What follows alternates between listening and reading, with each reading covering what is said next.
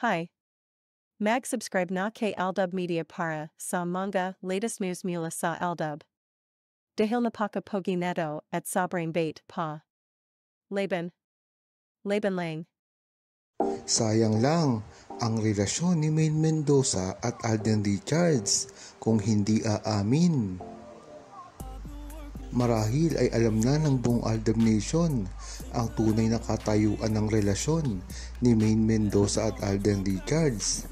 Ngunit sila rin ang matatalo dito kung hindi sila aamin sa kanilang tunay na relasyon. Bakit ko ito nasabi?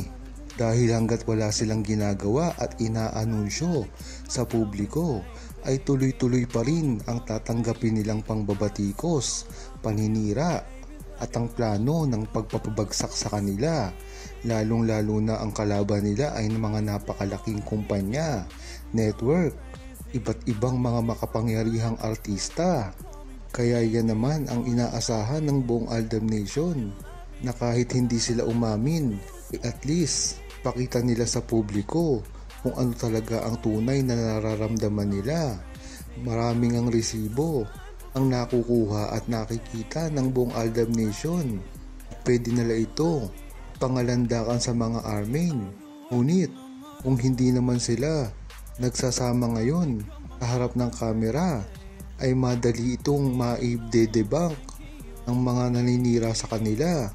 Sabihin, wala naman talaga silang relasyon.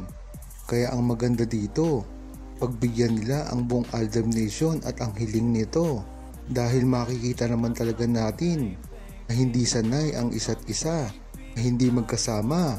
Makikita ito sa ikinikilos ni Maine Mendoza at ganun na rin si Alden Richards.